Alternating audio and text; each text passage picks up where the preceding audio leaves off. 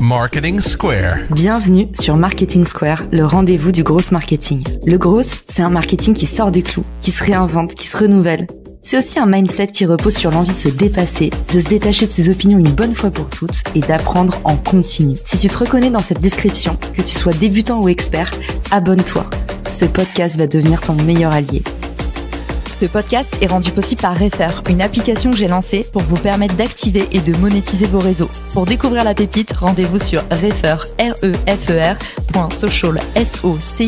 L'application est disponible gratuitement sur tous les stores. On se voit de l'autre côté. Bon épisode.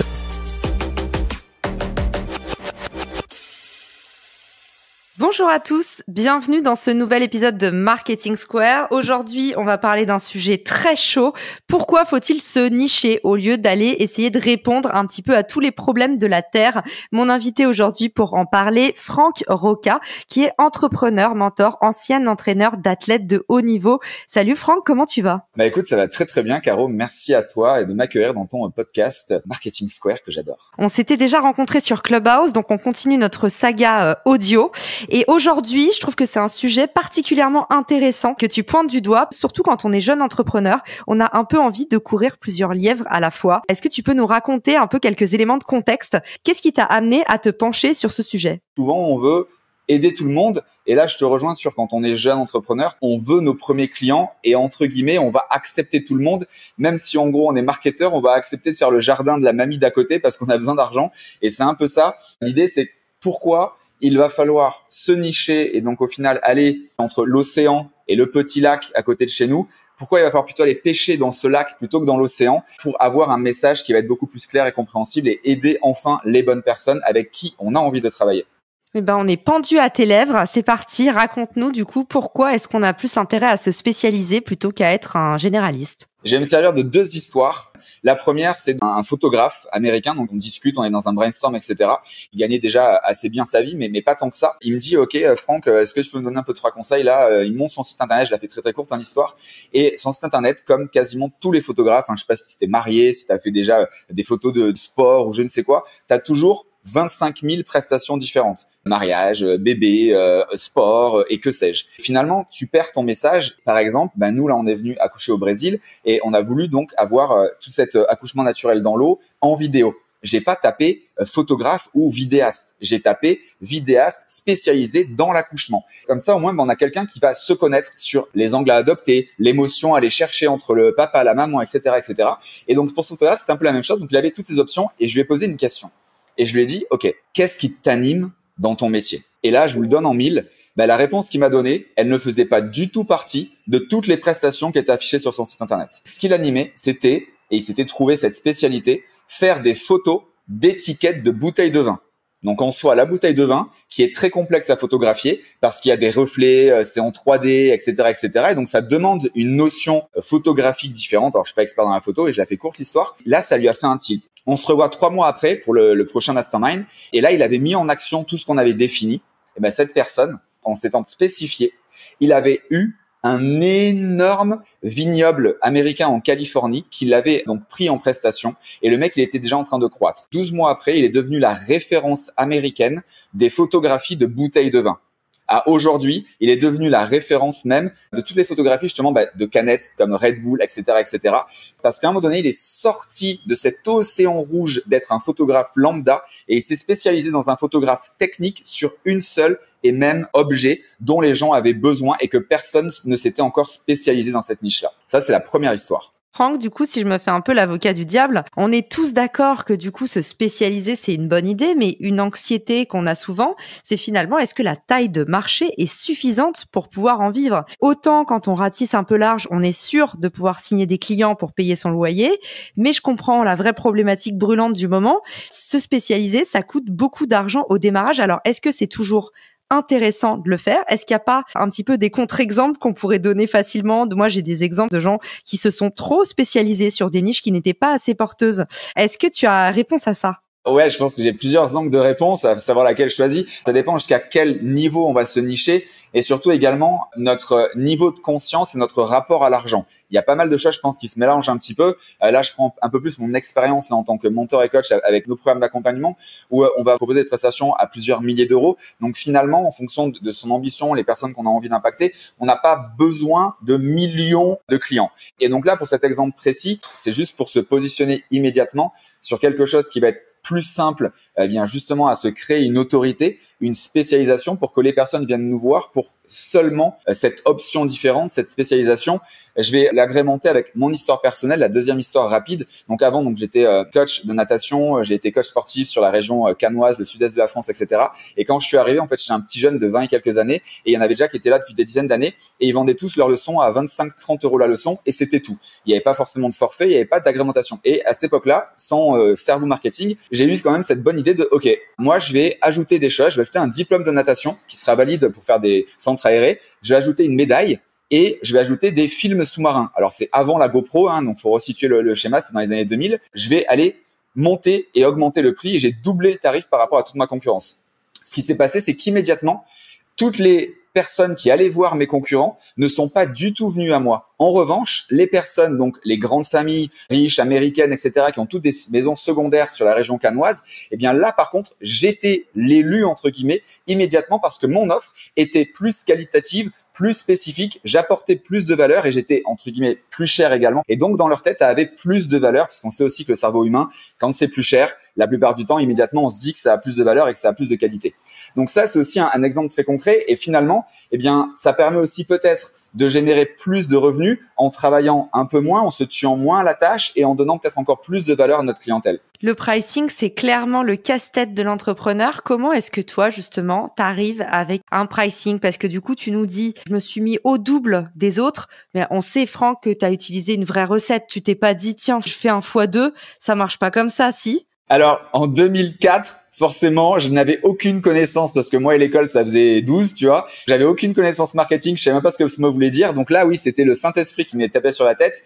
En revanche, aujourd'hui, maintenant, avec mon expérience, bien entendu, on peut pas claquer des doigts et tourner un tarif. Mais justement, et je pense que ça sera le sujet des autres podcasts qu'on va faire ensemble sur comment on va être capable d'apporter son ADN et finalement, immédiatement, grâce à ça, qu'on n'ait plus de concurrence tarifaire. Parce que souvent, au final, c'est difficile de mettre un tarif parce que on veut rentrer dans une case et dans cette case, les gens ont des habitudes de tarifs. Par exemple, un coiffeur, une coupe homme, je sais plus en France combien ça coûte, mais on va dire les 20 euros. Bien, tout le monde sait que ça coûte 20 euros. Par exemple, moi, je sais que quand j'étais jeune et bête, je me déplaçais à Cannes et le coiffeur coûtait 30 euros. Pourquoi? Parce que c'était fashion et il utilisait un super gel tendance, etc., etc. Donc, en fait, l'idée, pour répondre à ta question officiellement, c'est le pricing. Il est facile à faire à partir du moment où on sort d'une case et que les gens ne peuvent plus comparer notre tarif. D'accord. Donc, pour toi, c'est vraiment une question de branding, finalement. Tout à fait. Branding, ADN, spécialisation. Immédiatement, quand il n'y a plus de comparaison possible, le tarif est accepté, si bien sûr on a l'argent, parce que on va apporter le résultat que la personne est venue chercher et pas une comparaison d'offres de Pierre-Paul Jacques. Et alors, je continue à me faire l'avocat du diable, Franck. Vu que tu nous conseilles d'aller dans une niche, potentiellement, imaginons qu'on est tout seul. Qu'est-ce que tu nous recommandes pour fixer un pricing quand on n'a pas le luxe d'avoir une comparaison? Par exemple, le mec qui lance son business d'étiquette de bouteille, comment est-ce qu'il a fait? Alors, c'est une excellente question. Là, pareil, nous, on va parler de valeur et on va tenter de faire des maths assez simples, de savoir ce que ça peut apporter en termes financiers à notre client dans l'année en cours et ou pourquoi pas dans les 10 prochaines années. Ça, d'ailleurs, c'est un exercice que j'adore faire avec mes clients. Voilà, par exemple, c'est un vignoble et il dit « Je vends 1000 bouteilles de vin grâce à notre e-commerce. Le pourquoi je veux avoir des meilleures photos pour augmenter notre chiffre d'affaires. » Ok, donc imaginons que, ce photographe sait que en faisant des belles photos, il va pouvoir augmenter, je dis n'importe quoi, de 30% les ventes de son e-commerce. Donc, imaginons, on va dire pareil, 1000 bouteilles, c'est 100 000 euros de chiffre d'affaires. 30% de plus grâce à ces photos, ça fait donc 130 000 euros de chiffre, donc 30 000 euros en plus. Bien là, à partir de là, il a déjà potentiellement, ok, dans l'année, juste mes photos vont lui apporter 30 000 euros de plus. Donc, déjà, ça me facilite. Ok, mon travail, c'est sûr que déjà 50 euros, ça n'a pas de sens. Il va même peut-être me dire, non, Coco, je vais pas aller avec toi parce que comment tu peux me rapporter 30 000 euros avec simplement 50 euros? Il y a quand même aussi une différence quand elle est trop large. Les gens se disent, c'est pas très clair. J'ouvre une petite parenthèse. Imaginons que tu sois coach de couple et que un mec qui vient te voir et qui dit voilà, c'est la femme de ma vie, on a 2 enfants, ils sont assez petits, etc. J'ai pas envie de la perdre, mais là depuis quelques mois, quelques années, ça va pas dans notre couple, etc. Et là, toi, t'arrives et tu dis hey, j'ai la solution. En une semaine, tu vas récupérer l'amour de ta vie et ça va te coûter 52,50 €. A priori, la personne va pas te croire parce que la valeur de récupérer la femme de sa vie, dans sa tête, ne vaut pas 50 €. Alors que si j'apprends une attitude un peu moins marketing, entre guillemets, et que tu vas mettre un tarif, donc voilà, donc je ne sais pas si je vais vraiment pouvoir t'aider, mais en tout cas, je l'ai déjà réussi avec plusieurs maris, femmes, etc., à récupérer l'amour de leur vie. En revanche, c'est sur quelques semaines le temps de mettre en place certaines choses et c'est un accompagnement qui va te coûter 2500 €. Immédiatement, dans la tête de la personne, ça paraît déjà plus logique et on est en train de dire de récupérer l'amour de sa vie, la mère de ses enfants. C'est plus proche dans sa tête des 2500 € plutôt que de 50 €. Je ferme la parenthèse, ça c'est quelque chose qui marche assez bien dans la psychologie humaine. Pour revenir sur notre question à nous, ce photographe, il dégénère 30 000 €. Il va dire, ok, d'habitude, moi, une prestation de photographe, je sais pas, je vais dire c'est 500 € une après-midi de séance. Bien là, peut-être qu'il va dire, ok, je vais pouvoir peut-être rajouter ça. Je vais peut-être pouvoir lui faire un Photoshop de ses photos, j'en sais rien. Et donc, c'est un package qui va pouvoir coûter peut-être 10% de ce que cette personne va gagner sur l'année. Pourquoi j'ai dit 10%, c'était pas au hasard. C'est parce que j'aime bien toujours cette valeur de 10x, 10 fois plus. Quand on arrive à créer une offre et où on arrive à identifier au final que la valeur qu'on va apporter à notre client a une certaine valeur, donc ici 30 000, eh bien moi j'aime dire que le bon tarif, c'est 10 fois moins. Parce que dans sa tête, son offre vaut 10 fois plus. Et donc, ça sera beaucoup plus facile de se dire, OK, en fait, il y a une différence de 10x, donc 10 fois. Ça vaut largement ce que je vais recevoir, 10 fois moins, donc j'achète. Intéressant. Est-ce que tu as déjà entendu parler, Franck, de ce qu'on appelle le coût de l'inaction ? Yes, tout à fait. Je m'en sers énormément aussi dans mes programmes, dans mes lives. Et la plupart du temps, dans mon écosystème, ça me coûte ma vie. Le coût de l'inaction, c'est de quitter la vie en ayant des regrets de ne pas avoir osé faire ça, etc. Parce que justement, à un moment donné, on n'a pas saisi l'opportunité, on s'est pas créé cette opportunité de faire enfin ce qu'on aime, même si c'est un peu plus difficile que la généralité.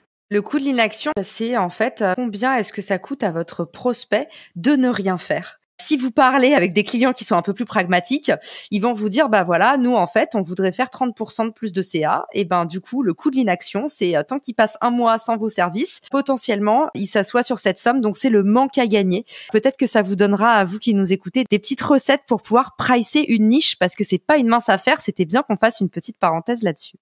Et donc là, en gros, j'aime bien poser une question à mes clients. OK, combien tu vaux de l'heure et combien tu es payé là maintenant tout de suite de l'heure. Toi, tu es payé, elle est 50 €. Donc en fait, eh bien, de ne pas prendre une femme de ménage, chaque heure que tu as passée au ménage, tu perds 30 €. C'est simple, clair et net. Parce que, imaginons que tu aies besoin de 3 heures de femme de ménage par semaine. On va dire 5, pour des chiffres mathématiques. Donc 5 heures à 20 €, ça fait 100 €. Toi, dans ces 5 heures, tu aurais pu gagner, donc si tu es à 50 €, 250 €. Donc un manque à gagner de 150 €. Le truc basique. Sauf que là, c'est encore à un niveau, on va dire 0 ou 1. Et là, maintenant, prenons l'exemple de toi qui, en travaillant, en faisant ton ménage, donc c'est 5 heures par semaine, imaginons qu'on développe ton business en faisant des choses qui apportent réellement de nouveaux clients. Et donc, imaginons pareil, juste pour des choses mathématiques, que avec ces 5 heures, tu sois capable de ramener un nouveau client par semaine dans ton entreprise. On va dire n'importe quoi, que ce client te ramène 1 000 €. OK ? Et donc, si on fait ça sur 4 semaines, ça veut dire qu'à la fin du mois, tu as 4 000 € de plus. Et donc là, pour reprendre ta question super pertinente, Caro, c'est que chaque mois, à l'instant T, sans prendre de femme de ménage, eh bien, tu perds 4 000 € de chiffre moins les 400 € que t'a coûté la femme de ménage sur 4 semaines. Donc, en gros, tous les mois, de ne pas prendre de ménage et de te faire chier à faire le ménage, tu perds 3 600 €. Donc, je sais pas si ça répond concrètement à ta question, mais c'est l'image que j'ai utilisée il y a 2 jours. Ok, donc le coût de l'inaction, parfait pour établir votre pricing de niche et aussi raison de plus pour se spécialiser. Finalement, on est en plein dans le sujet, Franck, parce que quand on s'éparpille trop, finalement, on se focus moins sur un seul sujet et on disperse son énergie et son temps. Est-ce qu'on a un petit mot de la fin pour notre épisode ? Yes. Si on peut rajouter avec la loi de Pareto, donc 20% d'énergie pour 80% de résultats, déjà là, pour moi, c'est la recette du succès. C'est pas le one click to million, mais en soi, si déjà tous les jours, on fait une action importante pour atteindre son résultat, tu seras obligé de réussir. Et surtout, bien entendu, tant qu'on ne s'arrête pas, on n'a pas échoué. comme en trading, tant qu'on n'a pas vendu, on n'a pas perdu. J'adore. Et donc, Franck nous disait, c'est important de vous spécialiser. Il faut mieux vous concentrer sur un segment précis. C'est là où vous allez pouvoir déployer une vraie expertise au lieu d'essayer d'aller satisfaire tout le monde et au final rendre un résultat moyen qui ne va pas vous permettre de faire évoluer votre gamme de services, donc de pricer plus haut. Alors, ne dispersez pas votre énergie. N'oubliez pas le coût de l'inaction, y compris pour vous-même, mais aussi quand vous devez pricer un client. Et puis, sinon, Franck nous disait, indexez-vous sur la valeur à la fois que vous apportez et à la fois que le client peut en retirer. Merci Franck d'avoir été avec nous pour cet épisode. Et où est-ce qu'on peut te retrouver pour t'envoyer des mots de remerciement? Alors, on peut me retrouver sur quasiment tous les réseaux sociaux. Celui où je suis un peu plus actif personnellement, c'est LinkedIn. Et sinon, bien entendu, sur franckroca.com où là, il y a pas mal de choses. Il y a d'ailleurs un livre best-seller que j'ai écrit et qui est offert en téléchargement. Waouh, merci beaucoup Franck et à tous, je vous dis très bonne journée, soirée, à bientôt dans le podcast. Ciao. Si cet épisode te plaît, tu peux le partager en me taguant ou lui laisser 5 étoiles sur Apple Podcast. Marketing Square.